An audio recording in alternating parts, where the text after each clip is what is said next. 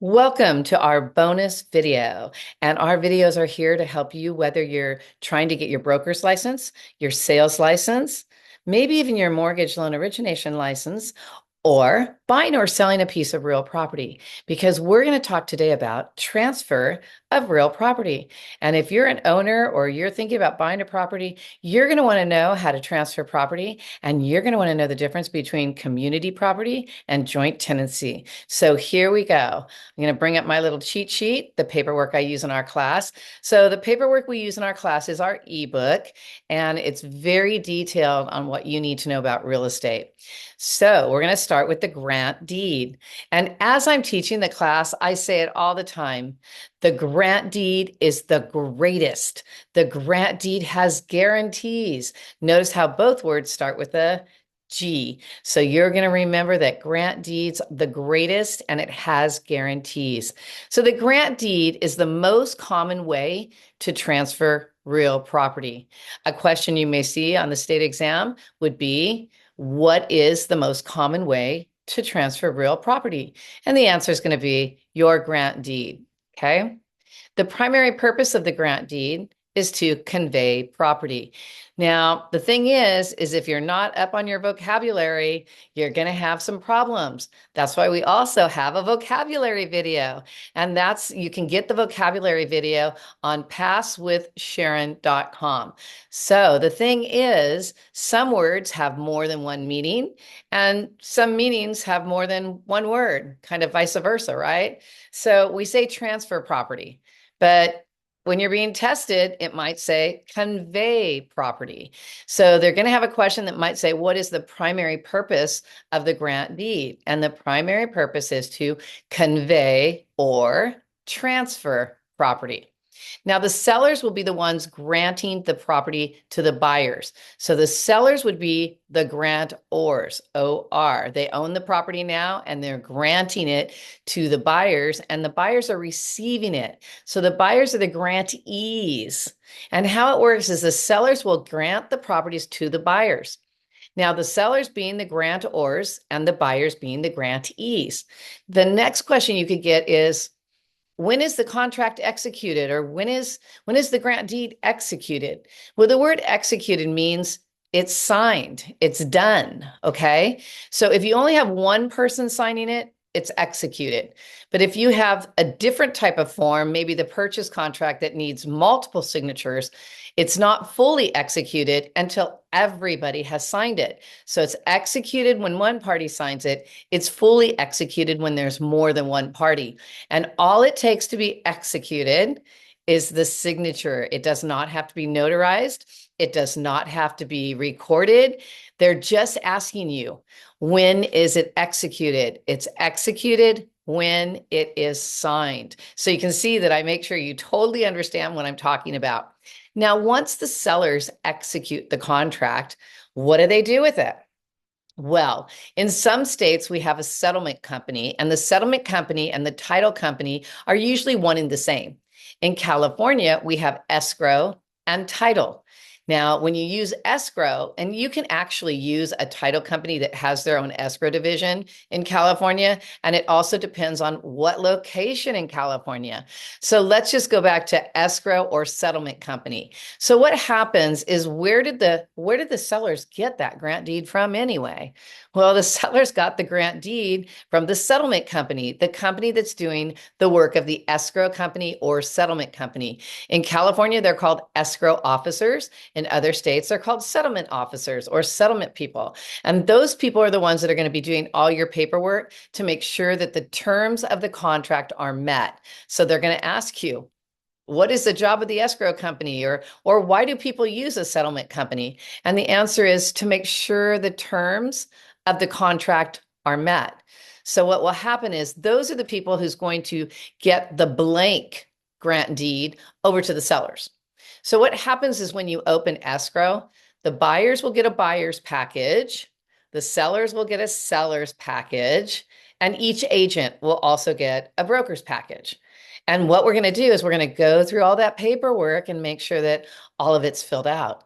And in that paperwork is the grant deed, and it's going to go to the seller. So the seller's going to get the grant deed. Now, wait a minute. Escrow doesn't know how the buyers are going to hold title yet. So the buyers are going to get paperwork that says, how do you want to hold title? And then once they get that back to escrow or the settlement company, then they will draw up the grant deed and email it over with a PDF to the sellers. And the sellers will have it. It'll say their name. It'll say how they currently hold title.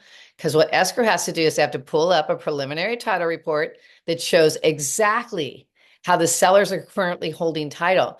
If they're holding it, John Smith and Kathy Smith as joint tenants, it's going to say John Smith and Kathy Smith, joint tenants, are granting to Mr. and Mrs. Buyer and however they're going to hold it. So vesting is how you're holding title. Okay, so let's keep going. Well, what happens and where are they going to get it notarized? Like if you send it to me and I have to go get it notarized and I don't know what I'm doing, I'm going to go to like what, a UPS store or something and get a notary there. Well, you could do that. If the sellers are a sophisticated seller and they go, okay, all, it's already filled out. It looks right. Our names are spelled right. That's how we currently hold title.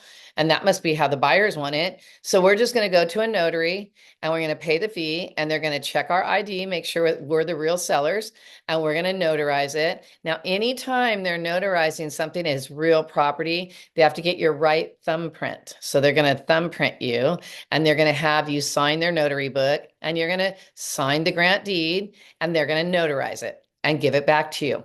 Now, it's also possible that if you don't want to take that responsibility and you're scared you might do something wrong, you can usually just go to the settlement company or the escrow company and you can go in there and sign it in front of them because most of the time a settlement company or an escrow company is going to have somebody that's on staff that's a notary. So you can just make an appointment to go in and meet with the notary and sign the grant deed. Once the grant deed is signed and executed and escrow has it, then you're kind of in a holding pattern waiting for the buyers to do what they're doing. So the buyers are going to do a home inspection. Usually right away. That's the first thing. You jump in there and get that home inspection. And the buyers are going to give the money to their loan company to go ahead and order the appraisal. And remember on our last bonus video, we talked about contingencies. Okay, so, it's going to be contingent on my home inspection. It's going to be contingent on the appraisal coming in. That's going to be a bonus video too, the appraisal video. We might do that one next. We'll see. And then after everything gets back and all the contingencies are done, then what's going to happen is we're going to get what's called clear to close. And clear to close sounds like we're ready to close, huh? But we're not. Kind of tricky, huh? Clear to close means the loan officer has everything they have from the buyers. The appraisal's in. We're ready to go, but we're not going just yet. We've got to lock the loan in if it hasn't been already locked in. And then what we're going to do is go ahead and order the loan documents. But before we order the loan documents, we have to do one more thing. We have to do our clear to close.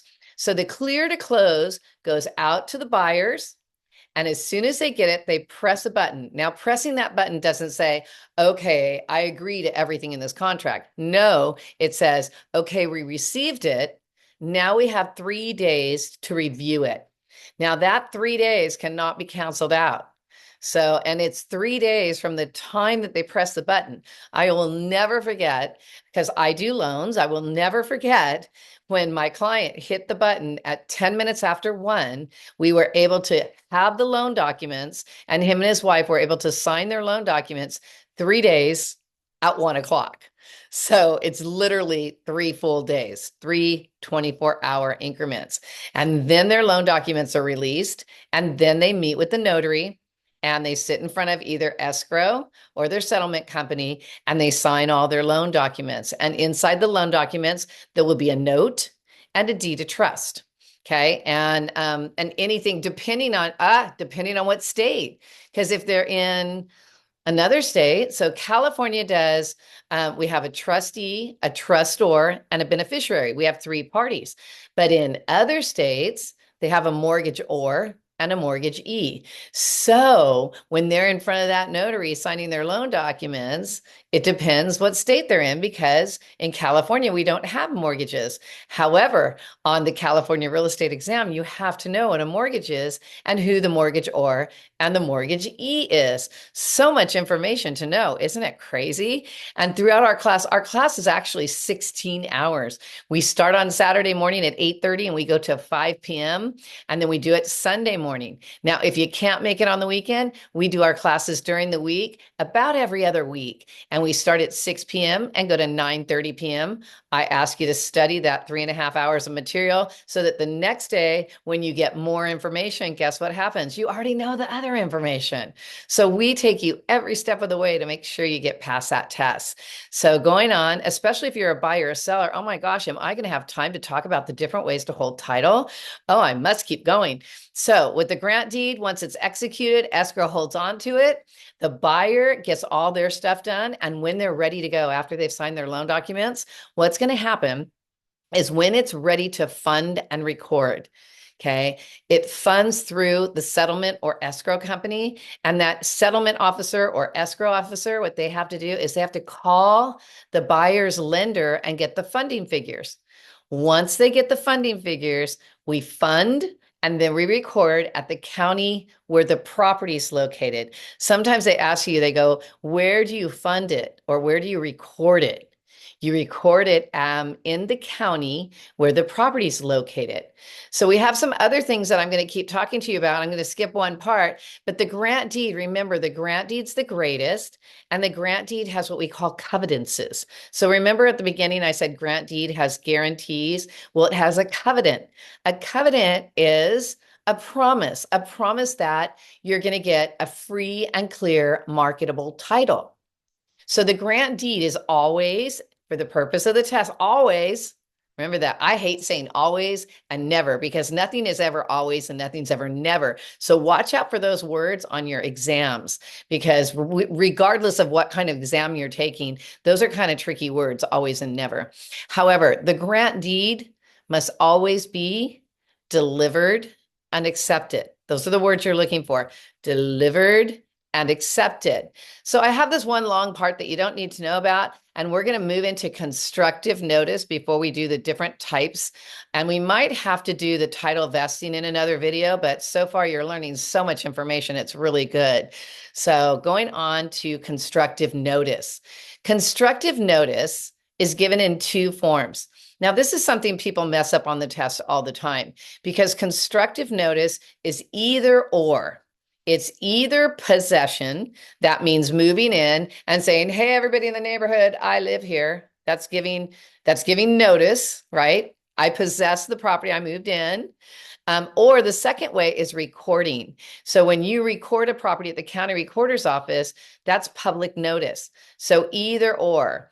And they're going to ask you, who gets the property? If somebody sells your property that you're living in, they sold it to you. And then before you knew it, they sold it to somebody else because you didn't record it. Well, if you moved in, but you didn't record it, and the person buying it goes in the county recorder's office and says, oh, John Smith still owns the property. I'm going to buy it from John Smith, even though John Smith already sold it to Kathy, I don't know, Wilson. And Kathy Wilson bought it and moved in, but she didn't record it. Okay, so who's going to get the property? If Kathy Wilson bought it and moved in, but another guy bought it and recorded it and then came over and said, hey, Kathy, I just bought this house and recorded it. You need to move. Well, no, she doesn't because she moved in before he recorded it. So the person that gets the property is the one who did one of those two things first, possession or recording. So you can have all kinds of scenarios about who gets the property, right? Let's go on and try to sneak some title vesting in. We'll get the best part of title vesting. And on the next bonus video, I'll get you some more vesting information. But I'll start with this one because this is the one that most people do. So in title vesting, most people do joint tenants. I would say that probably 90% or more of the people in California and in the United States, for that matter, hold their property as joint tenants. Why do people hold property as joint tenants? Because of right of survivorship. So joint tenants has four, just like the contracts, four must be a really good number. Joint tenants have 4 entities or unities that you have to have if you're joint tenants. If you're missing even one, you're not joint tenants. So joint tenants have 4 unities: time, title, interest, and possession. What does that mean? It means all people who buy the property have to get on the property at the same time. And they have to be on the same title document. And they have to have the same amount of interest. So if there's 2 of you, you each have 50%. And you both have right of possession. You can go anywhere on the property you want. So all people must get on title at the same time. So I'm going to give you the best example I have. How about that? I have an example of my very, very, very first purchase loan. So I got into doing loans back in the 1980s. So 1986, I got my license to be a loan officer. And prior to that, I was a processor. So if you ever decide to pick a loan officer and you want to talk to somebody, you might want to ask me a couple of questions first. But I always say the best loan officers are the ones that were processors first. And you can ask any one of those that were processors first, right? So anyway, I was a processor and then I started doing refinance loans. And that's because everybody in the 80s, they bought their houses at 16 and 18 and 20%, or they got an adjustable rate mortgage. And because they got an adjustable rate mortgage, they wanted to get that fixed rate at 8%. So I was putting people into fixed rate loans at 8% at that time. So what happened was somebody asked me, do you do purchase loans?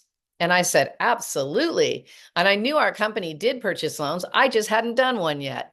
So my boss said, it's probably a good idea for you to bring the people into the office and I can sit in on the appointment. And I said, great. So they walked in, all 6 of them. And I said, are you all 6 buying the property? And the one guy says to me, well, those 5 are. I'm the translator. So my first loan, 5 people, they don't speak English.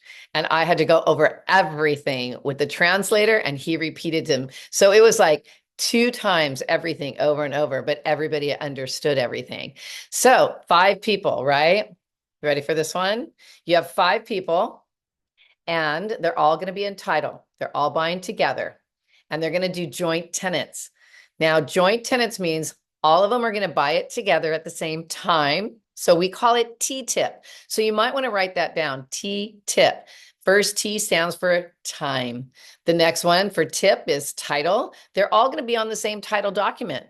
And because the grant deed is so tiny, we had to actually do an addendum with the way they wanted title to read, because it was a husband, a wife, and a cousin. So it had to say their name, John, well, what their names were, and then husband and wife. Then the next 2, their names, husband and wife, and the last person as a single man. And all of them were put on the same title document. Now there's 5 of them. So all 5 of them are each going to own 20%. Okay. So if they each own 20%, what happens if one dies? Well, then the other 4 each have 25%.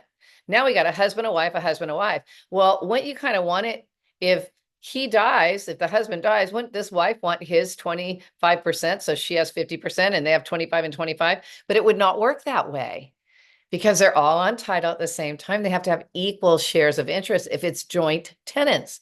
So if this husband died, then each person would own a third. Got it? And they have right of possession. All 5 of them could go anywhere in the house. Now, the most important part is that equal shares and the possession. All 4 of them are most important, but the one that everybody wants to make sure they understand is the right of survivorship. And that's so very important because if you have a husband and wife and one dies, the wife wants to make sure she's going to be able to stay in the house and not be kicked out of it, because in community property, that could happen. So we'll get on to community property and tenants in common and inseveralty in possibly our next bonus video. Good luck with your real estate career. And if you have any questions about title, escrow, anything that has to do with real estate, feel free to put it in the comments. Make sure you do subscribe and give me a thumbs up. Have a great real estate career and good luck with any properties you're buying.